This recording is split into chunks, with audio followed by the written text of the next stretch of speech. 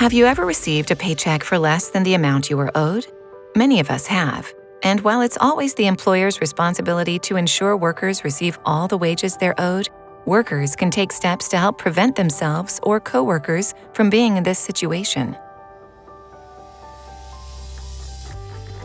One step employees can take is to make sure they receive an employee notice when they start work.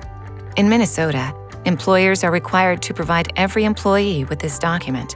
An employee notice gives employees basic information, such as when and how much they will be paid, the employer's official business name, and what type of paid time off benefits are available. Whenever any of the information in the employee notice changes, the employer must inform employees of the change in writing. It's also important to make sure you are tracking and getting paid for all the hours you work. For example, sometimes employers deduct pay for short rest breaks. Any break under 20 minutes is required to be on paid time under state law.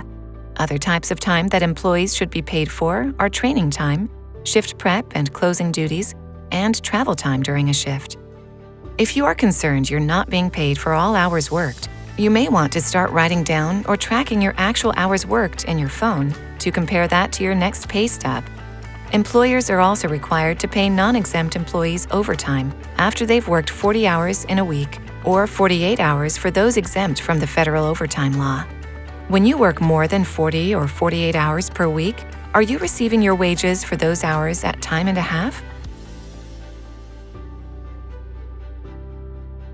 Do you receive tips or gratuities at work? It's important to note that in Minnesota, tips are considered the property of the direct service employee, such as a server.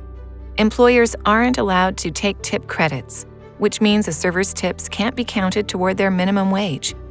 And with limited exceptions, employers may not require employees to participate in tip pooling.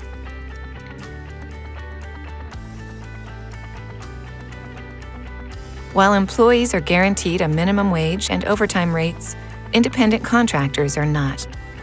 Employees who are misclassified as independent contractors by their employers may not be getting paid what they've earned.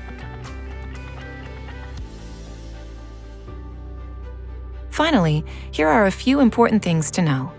Employers are allowed to withhold up to $50 from an employee's paycheck for uniforms or equipment, but must return that money to the employee when they leave their job. For most other paycheck deductions, employers must receive written permission to withhold money from an employee's paycheck. Reviewing pay stubs each pay period is a good way to make sure you are being paid correctly.